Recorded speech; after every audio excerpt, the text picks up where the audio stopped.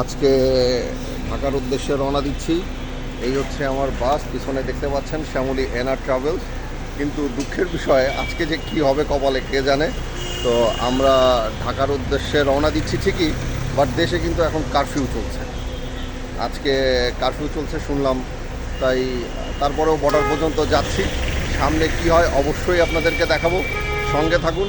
আর এই হচ্ছে আমাদের বাস, এনআর ট্রাভেলসের শ্যামলী মাল্টি এক্সেল বাস। তো আশা করি জার্নি বেনাপোল পর্যন্ত ঠিক হবে, কিন্তু বেনাপোলের পরে কি হবে এটা বলতে পারছি না। চলুন বাসটা একটু দেখি।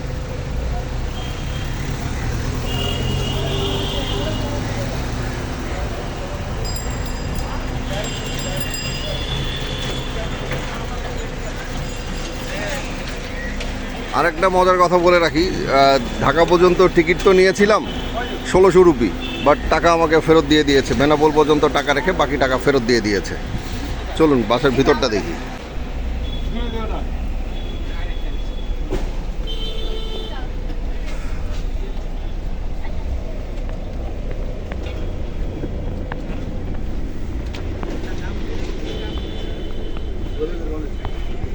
বাস আমাদের ছেড়ে দিল, বেনাপোলের উদ্দেশ্যে আমরা রওনা দিলাম। বাসে এক বোতল করে পানি দেওয়া হচ্ছে।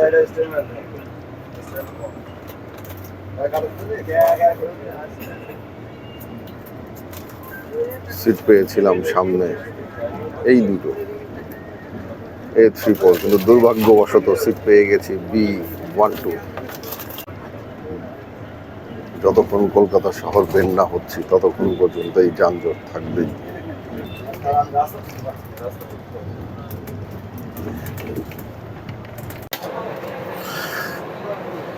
গাড়ি এখানে এসে দাঁড়ালো।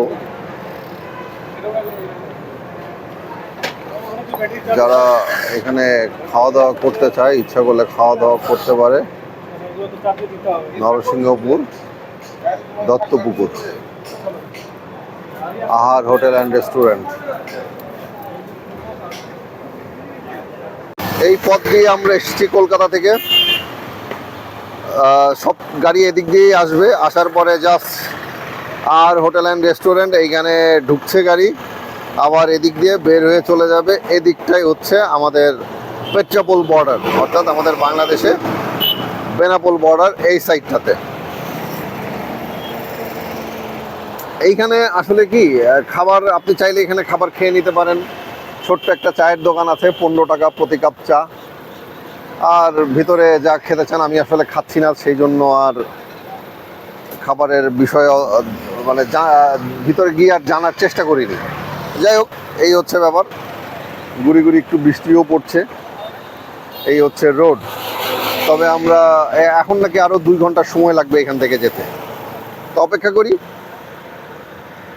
আর হোটেলের আপনাদের দেখানোর জন্য একটু রেড চার্টটা দিয়ে দিলাম এখানে, আপনারা চাইলে পজ করে দেখে নিন। এখন যা দেখছেন এটা হচ্ছে হাবড়া এলাকা।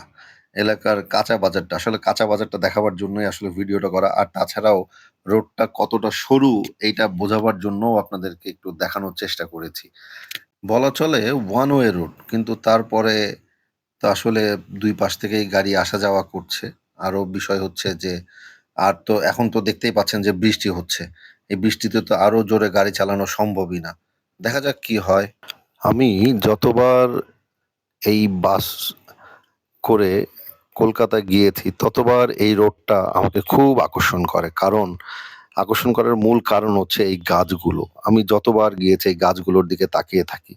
না জানি কত বছর পুরনো। আমার তো মনে হয় 100 বছরের বেশি এই গাছের বয়স। আপনাদের কি মনে হয়? আমাকে জানাবেন। আর বিষয়টা হচ্ছে এই গাছগুলো যতবার দেখি খুব ভাল লাগে।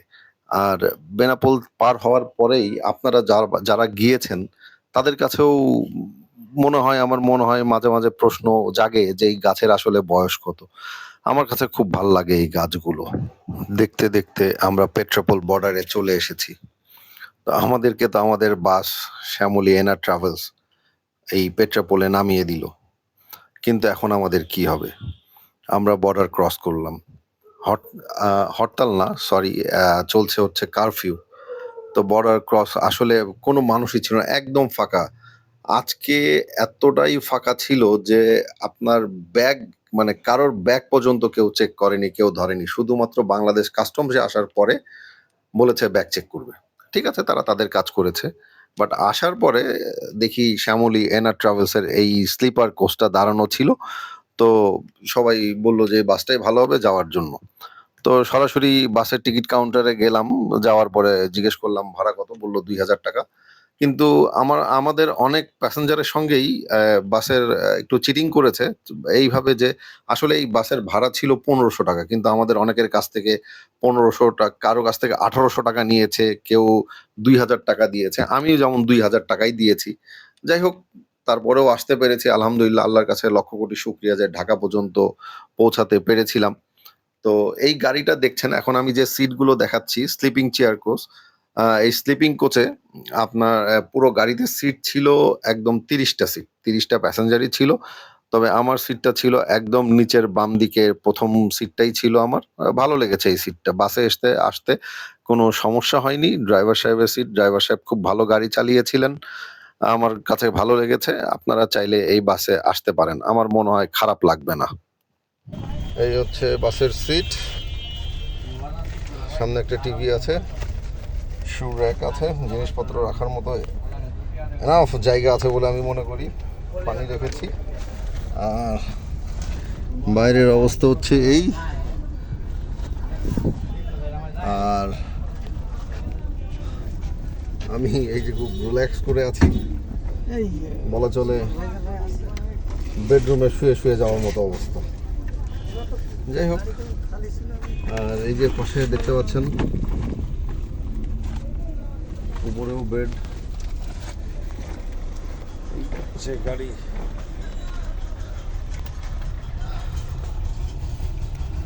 বেনাপোল, এখানে প্রচুর গাড়ি পেয়ে যাবেন। এই কাস্টমস থেকে বের হয়ে আপনি পেয়ে যাবেন গ্রিন রয়্যাল, আলামিন এক্সপ্রেস, এই যে সোহাগ, ইগল, তারপর খুলনার এই যে শ্যামলী, সেন্ট মার্টিন পরিবহন। এইটুকের মধ্যেই জাস্ট হাঁটা পথ আর কি, 2 মিনিটের মধ্যেই আপনি সব বাসের কাউন্টার এখানে পেয়ে যাবেন। এখান থেকে আপনি টিকিট নিয়ে নিতে পারেন, অথবা মানে টিকিট আগে থেকেও কেটে নিয়ে যেতে পারেন। বেনাপোল থেকে আমাদের গাড়ি ছেড়ে দিল স্লিপার কোচ। বেশ ভালোই জার্নি হচ্ছে। যার যার মতো শেষে শুয়ে থাকবে এই গাড়িতে।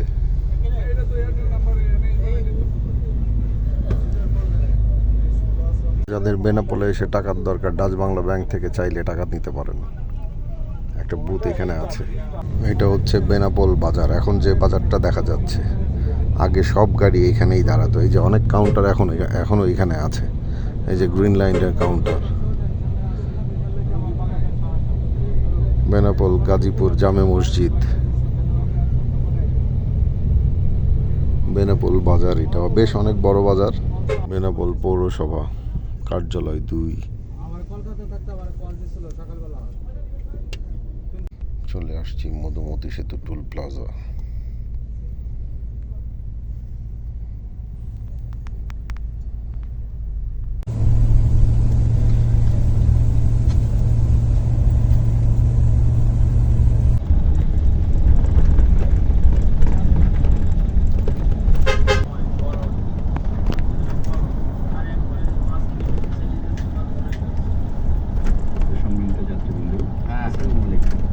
আপনাদের মনোযোগ আকর্ষণ করছি। আপনাদের সুবিধাগুলোতে আমরা আমাদের নির্ধারিত ভ্রমণ বিরতি করব। গোপালগঞ্জের কাশিয়ানীতে অবস্থিত হোটেল সাম্পান হাইওয়ে।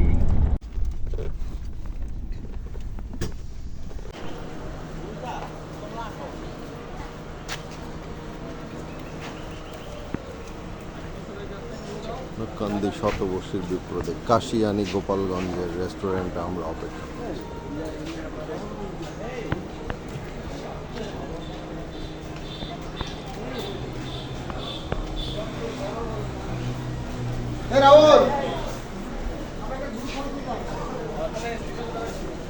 চলুন রেস্টুরেন্টের ভিতরে যাই, দেখি।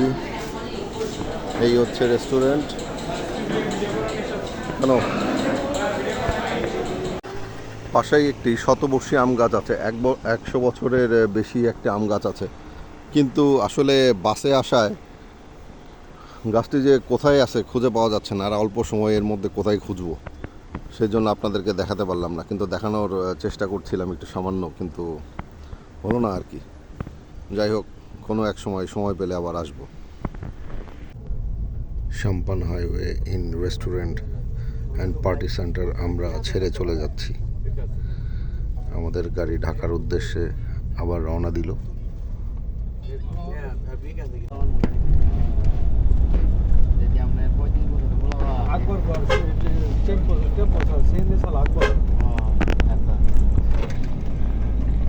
বাদিকে চলে গেল ফরিদপুর, সোজা বরিশাল, ঢাকা।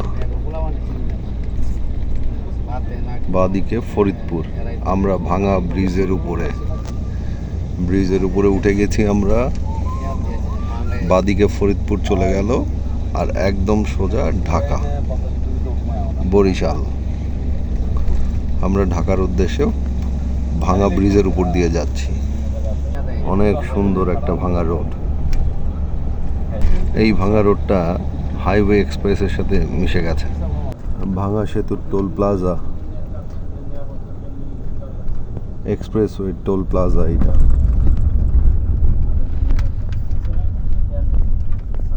একটা, দুটো, তিনটে, চারটে, পাঁচটা হচ্ছে টোল প্লাজার কাউন্টার আছে। ভাঙা টোল প্লাজা।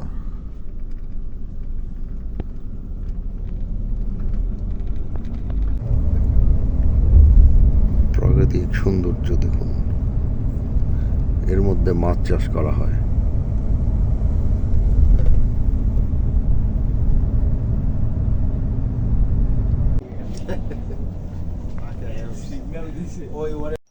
দেখতে দেখতে এই পদ্মা সেতুতেও চলে এলাম।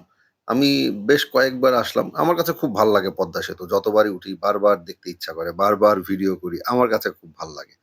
ইচ্ছা আছে তো আরো যদি জার্নি করি কখনো কোনো রোড দিয়ে, এই পথেই যাব ইনশাল্লাহ। আমাদের এই পদ্মা সেতু সম্পর্কে একটু ইনফরমেশন দেই। যেমন বাংলাদেশের সর্ববৃহৎ সেতু এই পদ্মা সেতু, 6.15 কিলোমিটার দূরত্ব এর। 100 বছরের জন্য ডিজাইন করা হয়। নদীর গভীরতা বিবেচনা করে এ যাবৎকালে সর্ববৃহৎ পাইল তৈরি করা হয়। ভূমিকম্প প্রতিরোধ করার জন্য তৈরি করা হয় বিশ্বের সর্ববৃহৎ ফিকশন পেন্ডুলাম বিয়ারিং। জানেন আরও কিছু? সংযোগ সড়কের কাজ শুরু হয় 1913 সনের জানুয়ারি মাসে। পাইলিংয়ের জন্য 3 মিটার ব্যাসে স্টিল তৈরি করা হয়। 122 মিটার গভীরতায় এই পাইল বসানো হয়, যা পৃথিবীর আর কোথাও বসানো হয়। একটি স্পেন এর ওজন 3100 মেট্রিক টন। 5900টি স্ল্যাব বসানো হয়। 5টি লেয়ারে তৈরি হয় এই সড়ক।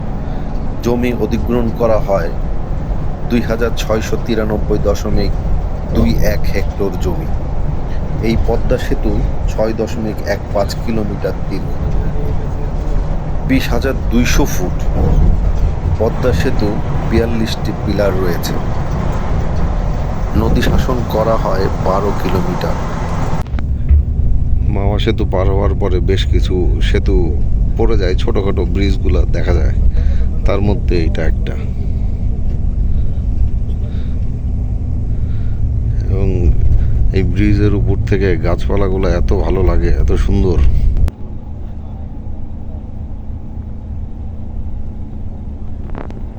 দুই পাশে রোডের মাঝখান দিয়ে কি সুন্দর ফুলের গাছগুলো দেখা যায়, ফুলও ধরে আছে অনেক। আমরা এখন মুন্সিগঞ্জ জেলার লোহজং থানার মধ্যে আছি। লোহজং থানা বেশ ভালো এবং সুন্দর জায়গা, মিষ্টিও অনেক প্রসিদ্ধ এখানকার। এটা হচ্ছে শ্রীনগর স্টেশন, হাইওয়ে এক্সপ্রেসের শ্রীনগর স্টেশন।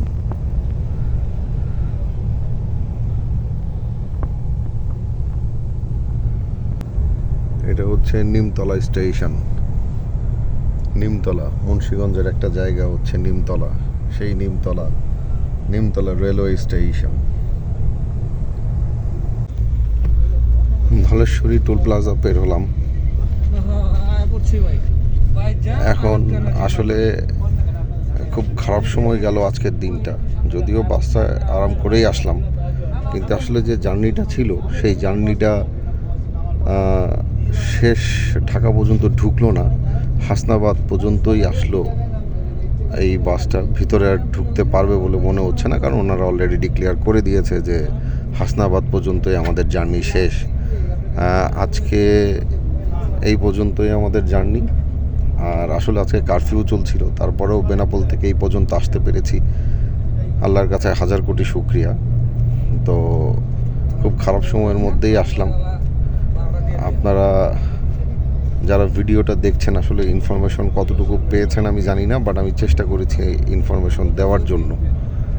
ঠিক আছে, চ্যানেলে যারা দেখলেন তাদেরকে অনেক ধন্যবাদ, আর চ্যানেলের সঙ্গে থাকার জন্য অনেক ধন্যবাদ। সবাই ভালো থাকবেন, সুস্থ থাকবেন। আল্লাহ হাফেজ। আসসালামু আলাইকুম।